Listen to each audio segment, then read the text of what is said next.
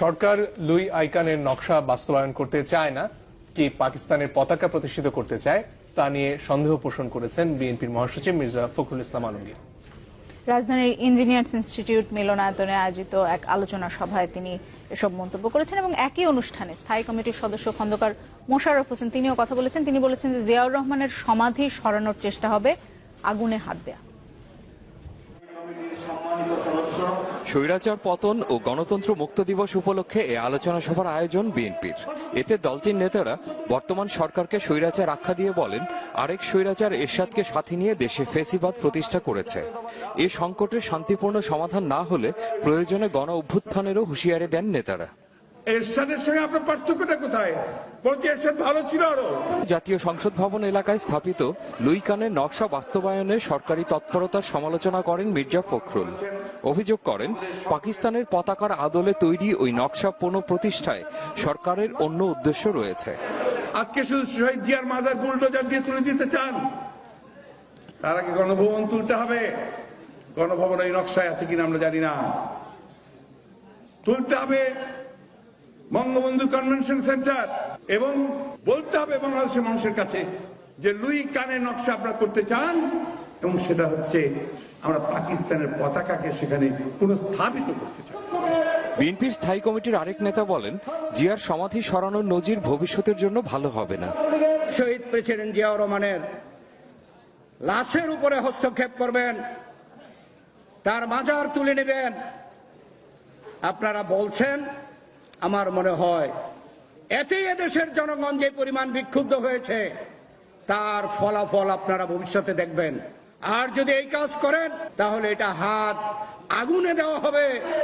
আলোচনা সভায় সরকার শিক্ষা ব্যবস্থাকে পুরোপুরি ধ্বংস করছে বলে অভিযোগ করেন নেতারা।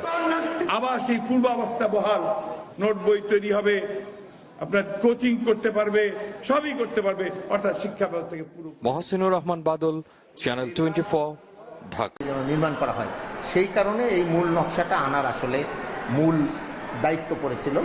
৪১টি বাক্সে হার্ড ও সফট কপির 4 সেট নকশা এসেছে দেশে, তবে এখনো পৌঁছায়নি সে সময়ের 900 দুর্লভ ছবি। 1961 সালে কাজ শুরুর পর 4 বার নকশা বদল করেন লুই কান। সেই 4টি নকশাই আনা হয়েছে পেনসিলভেনিয়া ইউনিভার্সিটি থেকে। প্রথম দিককার যে নকশা ছিল সেখানে স্পিকার ডেপুটি স্পিকার বাসা ছিল। পরের দিকের নকশাতে ওই রকম জায়গাতে পূর্বের যে নকশাতে যা বসানো ছিল সেই জিনিসগুলো চেঞ্জ করে নতুন স্থাপনা এসেছে। নকশা বহির্ভূতভাবে সংসদ ভবন চত্বরে সাবেক রাষ্ট্রপতি জিয়াউর রহমান সহ রয়েছে 8 জনের কবর। আছে স্পিকার, ডেপুটি স্পিকারের বাসভবন ও বঙ্গবন্ধু আন্তর্জাতিক সম্মেলন কেন্দ্র। কানের মূল নকশায় ফিরতে এসব স্থাপনা সরিয়ে নেওয়া হবে বলে জানিয়েছেন গণপূর্ত মন্ত্রী। নকশার বহির্ভূত আছে সেগুলো আমরা নকশাকে প্রতিস্থাপন করব। আমরা কোনো কবরস্থানও সরাতে চাই না, আমরা কিছু সরাতে চাই না। আমরা ওইটা করব যে নকশা হুবহু যেন থাকে সেটা ব্যবস্থা। সাধারণের জন্য মূল নকশা অনুযায়ী তৈরি করা হবে সংসদ ভবনের একটি মডেল। পাশাপাশি লুই কান বিশেষজ্ঞ ও সংশ্লিষ্টদের নিয়ে নকশা চূড়ান্তে একটি কমিটি করার পরামর্শও দিচ্ছে স্থাপত্য অধিদপ্তর। Asif Mahmud, Independent News, Dhaka. শেরেবাংলা নগর থেকে শহীদ রাষ্ট্রপতি জিয়াউর রহমানের মাজার সরানোর হঠকারী সিদ্ধান্ত নেওয়া হলে জনগণ তা মেনে নেবে না বলে মন্তব্য করেছেন বিএনপির মহাসচিব মির্জা ফখরুল ইসলাম আলমগীর। তিনি বলেন, জিয়াউর রহমানের মাজার সরানোর নীল নকশা করছে সরকার। শত ষড়যন্ত্র করেও জিয়াউর রহমানকে জনগণের হৃদয় থেকে মুছে ফেলা যাবে না।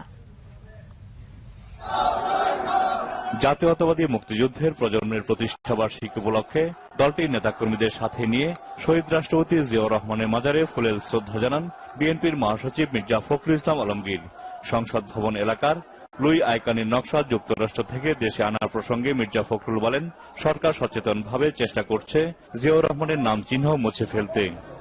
নীল নকশা একটা ষড়যন্ত্র, প্রেসিডেন্ট জিয়াউর রহমানের নামকে মুছে ফেলা। কোন ষড়যন্ত্রই তাকে বাংলাদেশের মানুষের কাছ থেকে বিচ্ছিন্ন করতে পারবে না। সুতরাং মাজার বলুন, পদক বলুন বা অন্য কোনো কিছু বলুন, এই ধরনের কোন হঠকারী কাজ করতে হলে বাংলাদেশের জনগণ সেটা কখনোই মেনে নেবে না। গণতন্ত্রের স্বার্থেই বিএনপি নারায়ণগঞ্জ সিটি কর্পোরেশন নির্বাচনে অংশ নিচ্ছে বলে মন্তব্য করেন মির্জা ফখরুল। আমরা কখনোই মনে করি না যে এই বর্তমান নির্বাচন কমিশন একটি সুষ্ঠু অবাধ নিরপেক্ষ নির্বাচন করার উপযুক্ত, সেই যোগ্যতাই তাদের নেই।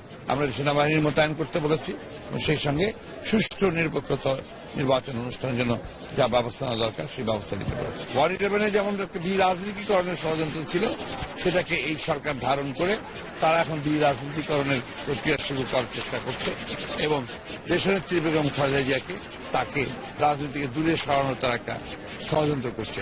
জনগণ তাদের সমস্ত চক্রান্তকে ব্যর্থ করে দেবে।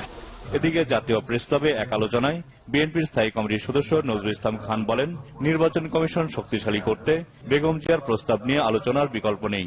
নির্বাচন কমিশন গঠন নিয়ে জনগণের পছন্দের কথাই বলেছেন বেগম জিয়া। জাহাঙ্গীর আকন্দ।